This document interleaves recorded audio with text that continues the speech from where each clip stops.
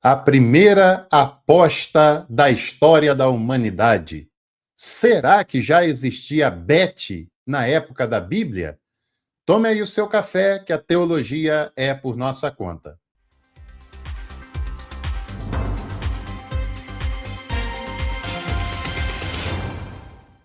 Aliás, todo domingo aqui nós temos os textos polêmicos da Bíblia, textos de difícil compreensão que nós explicamos aqui para você. Se esse conteúdo te interessa, então você precisa se inscrever agora mesmo aqui no canal para não perder o que a gente tem produzido por aqui. Semana que vem tem outros episódios também sobre essa temática. E se você quiser aprofundar ainda mais seu conhecimento, venha estudar conosco no Clube de Membros. Tem cursos imperdíveis a partir de R$ 7,99 por mês. Bom, pessoal, antes de qualquer coisa, para deixar claro, eu quero dizer para você que a minha pergunta inicial sobre Beth era apenas uma brincadeira, é óbvio, né? E para deixar ainda mais claro, não existia Beth nem na época da Bíblia e nem deveria existir Beth na nossa época ou em qualquer outra época da humanidade. Isso é péssimo para as finanças do povo trabalhador, isso é péssimo para a família de todas as pessoas envolvidas e isso não vai lhe ajudar em absolutamente nada. Então, mantenha-se distante de toda e qualquer Beth que você encontrar por aí. Combinado? Agora, que nesse texto da Bíblia que nós vamos ler hoje, teve uma aposta, muito entre aspas, teve, e é sobre essa tal aposta que nós vamos falar no nosso episódio de hoje. Já pensou Deus e o diabo apostando sobre a vida de alguém? Pois é, você já deve saber que nós vamos falar de uma passagem do livro polêmico de Jó. E eu já posso lhe adiantar que lá não estava Deus, no sentido monoteísta e cristão que nós conhecemos, nem tampouco era o diabo, e Jó também é um personagem de um gênero literário que a gente precisa entender melhor sobre isso. Antes também de qualquer coisa, né, na continuidade aqui do nosso conteúdo, é preciso que você saiba que Jó está inserido no contexto dos livros sapienciais, dos livros poéticos. E nesse bloco da Bíblia prevalecia uma visão sobre a teologia retributiva. Para o pessoal ali envolvido nos livros sapienciais, se a pessoa está prosperando e se dando bem, era sinal da bênção divina. Se a pessoa está passando por muitas dificuldades, é sinal de que Deus não está abençoando essa pessoa. E depois isso vai ser totalmente desmascarado na própria Bíblia, mas muitas pessoas não conseguem compreender que essa leitura ela era contextualizada daquele momento da Bíblia, tá? O livro de Jó tem um gênero literário específico. Não se trata de uma história, não é historiográfico, não é concreto. Jó, esse personagem, não existiu e muito menos a história envolvendo tal personagem foi algo concreto, até porque se Deus teria feito o que foi feito com Jó, ele seria um Deus muito desconfiável, né? Não daria muito para confiar na bondade, no amor desse Deus, em hipótese nenhuma. O gênero literário de Jó é um drama mesmo, né? Você já deve ter lido livros, visto filmes, novelas, que tinha como teor o drama, que mostra o sofrimento de uma pessoa, de um personagem, a causa desse sofrimento, como esse personagem se mantém firme, se mantém convicto e como no final, num drama, dá tudo certo, né? Quase sempre, mas geralmente ele encontra o amor que ele tanto procurava, ele dá uma virada na sua vida e no caso de Jó, ao se manter fiel no final, tudo funcionou, tudo deu certo e ele prosperou. Não é porque não é uma história propriamente dito que nós não temos lições muito interessantes para retirarmos do livro de Jó, né? O autor de Jó é desconhecido, não sabemos quem escreveu, e durante muito tempo a tradição religiosa atribuiu a autoria de Jó a Moisés, assim como essa tradição também atribuiu durante muito tempo a autoria do Pentateuco a Moisés. Ela não tinha certeza disso, não tinha convicção disso, mas atribuiu ao Pentateuco por ele ser o personagem principal, e no livro de Jó atribui a Moisés, porque Jó também tem uma tônica bastante patriarcal e por isso é compreendido como uma certa continuidade do Pentateuco. Mas com o avanço das possibilidades da crítica bíblica, da teologia bíblica, a gente hoje já sabe que nem Moisés escreveu o Pentateuco e menos ainda o livro de Jó. E durante algum tempo se dizia, nos meios mais conservadores, se diz até hoje, que Jó foi o primeiro livro da Bíblia a ser escrito, o que já caiu por terra há muito tempo. Essa afirmação ela não procede. Jó teria sido escrito no século V antes de Cristo, por volta dos anos 400 e pouco antes de Cristo, né? Ou seja, Jó foi escrito no século seguinte ao cativeiro babilônico. E nós vamos ver essa influência do cativeiro babilônico presente no livro de Jó, né? Por exemplo, essa questão do Satã, do acusador e tal, é muito provável que seja uma influência da volta do povo do cativeiro na Babilônia. Porque antes do cativeiro, quem fazia o bem e o mal naquela tradição hebraica era Deus, e não havia uma personificação maligna. Lá na Babilônia, né, de influência da religião zoroástrica, que embora tenha surgido na Pérsia, mas também tem muita aderência na Babilônia, o zoroastrismo, sim, tem divindade benigna e maligna, e depois disso o judaísmo e o cristianismo vão desenvolver a ideia do diabo, a ideia de Satanás, e que ainda não é o caso de Jó, ainda não está amadurecida essa ideia de um diabo conforme o cristianismo entende aqui no livro de Jó, tá? O autor de Jó, ele tinha algum conhecimento dos profetas, ele tinha algum conhecimento dos sábios do povo hebreu, por isso, depois, não é o primeiro livro escrito, mas o contexto em que ele fala não é a Palestina, não é aquele território. Se esse autor, né, se a pessoa que propôs, que escreveu a história, o livro de Jó, fosse alguém ligado à Palestina, ele não estava lá durante esse processo, né?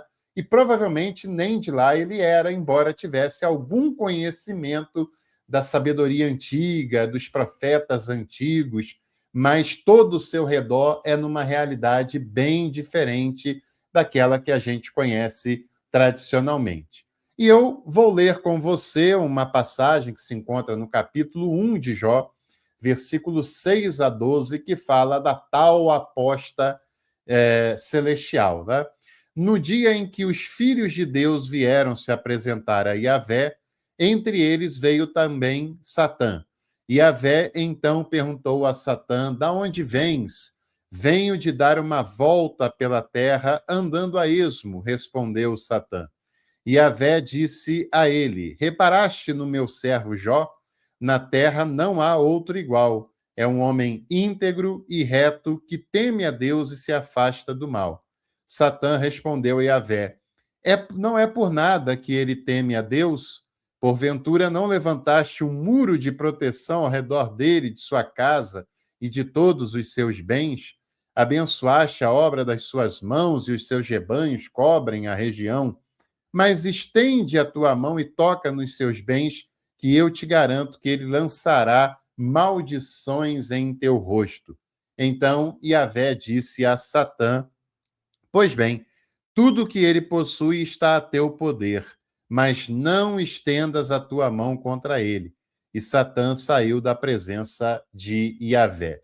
Ou seja, Tudo que ele tem, inclusive filhos, família, está à disposição de Satã, mas não toque nele. Ora, gente, fala sério, né? Vai destruir tudo ao seu redor e não estará tocando em você? É claro que estará te afetando, evidentemente, né? Bom, essa história ela é muito interessante, né? E antes que algum conservador aloprado diga que nós estamos tentando desconstruir a Bíblia, isso é uma grande falácia, uma grande mentira. Nós aqui temos grande respeito pela Bíblia, nós aqui valorizamos muito a Bíblia, por isso é que nós queremos compreendê-la da maneira mais próxima do correto. É por isso que nós queremos analisá-la de modo equilibrado e de modo sério. Quem não respeita a Bíblia e tenta desconstruí-la é esse pessoal que quer interpretá-la de maneira aloprada, fazer com que ela diga o que se quer falar, e não é bem assim que a coisa funciona. Né? Então, algumas coisas nós temos que compreender nessa passagem. Primeiro, versículo 6, fala ali sobre os filhos de Deus. Quem são esses filhos de Deus? Não são seres humanos, né?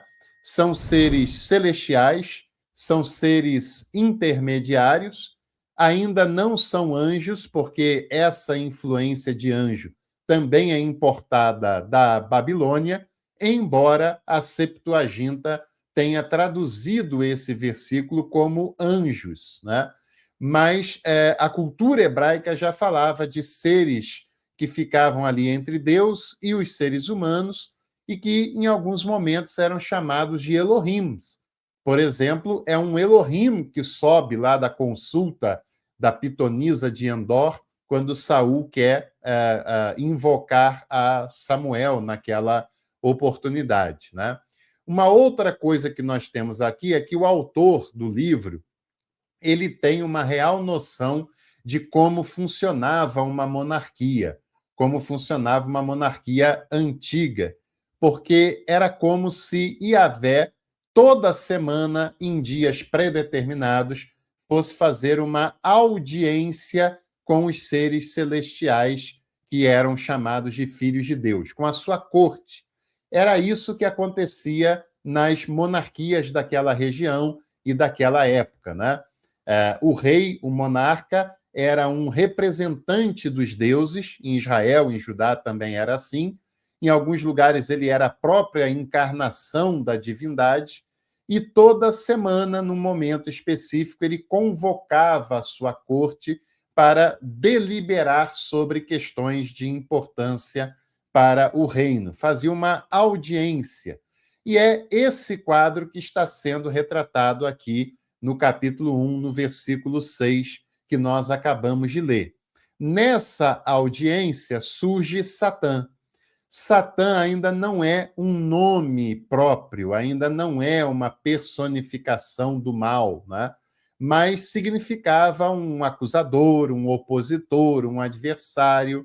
Era, nesse caso, um ser que estava ali exercendo uma atividade de espião, que penetrou ali meio que como um penetra mesmo, né, de festa, na corte de Yahvé e estava espionando o que estava sendo deliberada nessa corte e nessa assembleia de Yahvé.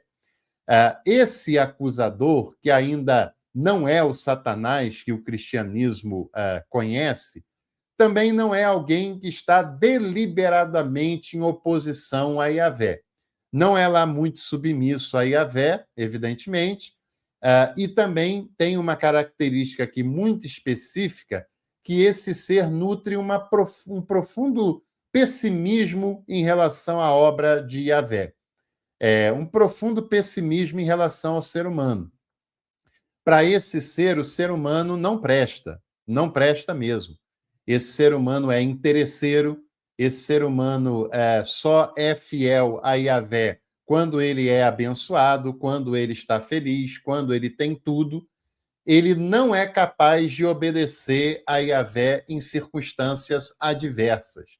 Ele não gosta de Yahvé pelo próprio Yahvé, ele só gosta pelos interesses que ele pode ter por parte de Yahvé. Então, esse pessimismo é lançado naquele momento, né? E ele diz para Yahvé: olha, não é por acaso que ele te adora. Não é à toa que ele é tão bonzinho, tão fiel, tão legal. Ele é assim porque está tudo dando certo para ele. Ele é assim porque ele está prosperando e que você está ali protegendo ele, as suas propriedades, os seus bens. E por isso ele é um cara legal, né? Se algo desse errado, você ia ver que, assim como qualquer homem, ele ia jogar na sua cara um monte de queixa, um monte de maldição, um monte de blasfêmias, enfim. E Yahvé, então, ao apresentar a ele esse Jó, fala que ele era um homem bom, que não tinha outro igual a ele na Terra. Agora, essa Terra não é todo o planeta, né, gente? É naquele contexto em que o texto está sendo escrito, o texto está dizendo que ali o exemplo maior de obediência e de fidelidade a Yahvé era Jó, né? Esse era um cara legal. E como eu falei lá no início da nossa explicação, nesse cenário em que o livro de Jó se desenvolve, a prosperidade era um sinal da bênção de Yahvé. Não só a prosperidade material, os gados, o rebanho, mas também ter filhos. Ter filhos homens significa mão de obra, significa proteção da propriedade também, né? Ter a sua família harmonizada, enfim, quando tudo está bem, é sinal de que Deus está abençoando.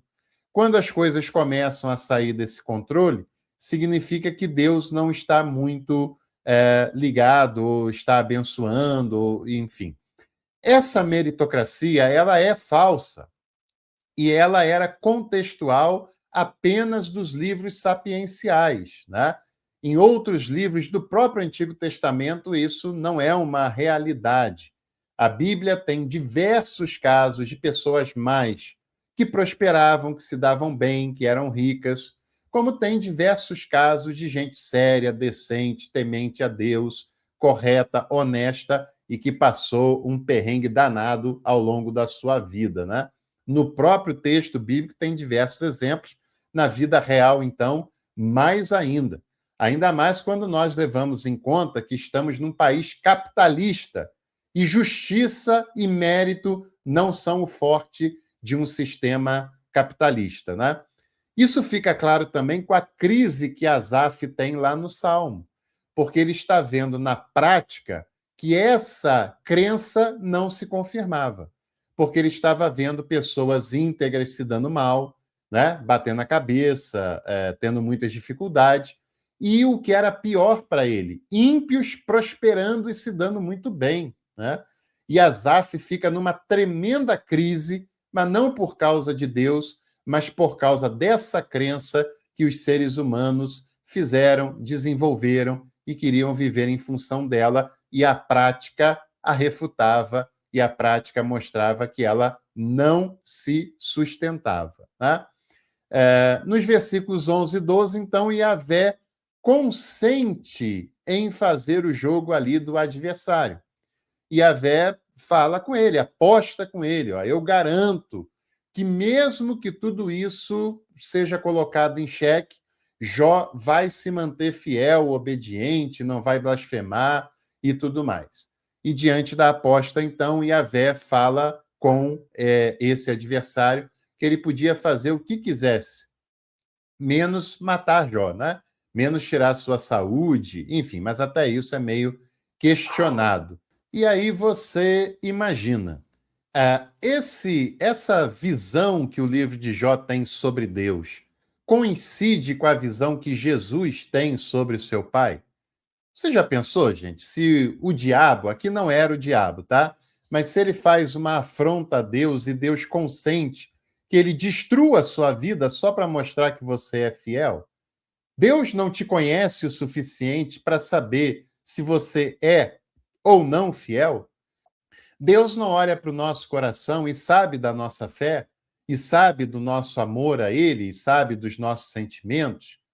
Pois é, na época do Antigo Testamento e do livro de Jó, esse tipo de sentimento não cabia a Yahvé. Yahvé era um Deus meio que humanizado ali pelas tradições humanas, né? E ele era um Deus que não tinha essa perspectiva conforme Jesus apresenta do Pai, na interpretação de Jesus sobre o Pai. O Deus de Jesus é um Deus de amor incondicional, é um Deus que é abençoador, é um Deus que está ao lado dos seus filhos, que jamais cairia no joguete maligno em relação a um filho seu, que jamais deixaria um filho seu exposto dessa maneira só para provar alguma coisa para alguém, sendo que ele conhece e sabe quem somos nós, não é? Mas essa é uma tônica de Jó que não revela Deus, mas revela o estilo literário do próprio livro de Jó. Revela esse drama, revela a compreensão sobre fidelidade que ali está envolvida. Você conhece bem a história e sabe que Jó perdeu tudo, perdeu os seus bens, perdeu os seus filhos, perdeu parte da sua saúde, que ele tinha que se coçar lá por causa da lepra, né? A sua mulher falando no seu ouvido, não é bem amaldiçoa o teu Deus e morre, né? Mas se você quiser um episódio sobre esse, você precisa se inscrever para não perder nada quando nós fizermos esse episódio por aqui, né? E os amigos o acusando, falando que ele pecou e não queria dizer, e não queria revelar, e até que no final ele diz aquela frase lá que é tão celebrada, que agora conhece Deus na prática, né? E Deus teria dado a ele tudo de volta em dobro. Bom, em relação a dinheiro, gado, propriedade, pode até valer a pena receber tudo em dobro. Agora, ele perdeu os filhos, gente. Ele perdeu os 10 filhos, né? Adiantaria Deus dar novos filhos para ele? Deus dá filhos em dobro, os filhos nem é o caso, mas ele teve novos filhos. Agora, isso não importa, fala sério. Uma pessoa que perde um filho, por mais que ela tenha novos 10 filhos, isso não substitui o filho perdido, ainda mais quando são 10, né? Um pai, uma mãe que perde um filho, por mais que tenha outros, a lacuna do filho vai ficar aberta para sempre. E ter novos filhos não resolveria o problema de Jó. Por isso que você tem que estar atento que essa não é uma história real, não é uma história concreta. É um drama, é uma proposta de uma história, de uma reflexão, de um ensinamento, né? Muito bonito, por sinal, mas sabendo que ela é um drama, certo? De fidelidade, de relação, de alguém que quer conhecer a Deus, quer saber o que está acontecendo, não tem uma vida muito facilitada pelo seu entorno, né? Mas mantendo-se fiel, a bênção de Deus vai sobre ele, como ele foi paciente, como ele foi íntegro, mas é um drama. E isso nós temos que admitir, até porque a imagem que o livro revela sobre Deus não combina com a imagem revelada sobre Deus que é trazida a nós através de Jesus de Nazaré, em absoluto. E não esqueça que em cada momento, em cada contexto em que os livros da Bíblia estão se desenvolvendo, os seres humanos têm uma cultura, têm uma compreensão, têm uma teologia, e isso vai se desenvolvendo e se aprofundando também ao longo do tempo. E quando nós compreendemos esse contexto, nós temos uma noção melhor e mais exata do texto bíblico. Se você gostou de mais um episódio dos textos polêmicos da Bíblia, deixa aqui o seu joinha e aproveite também para compartilhar entre os seus contatos. Até o próximo, te vejo por aqui.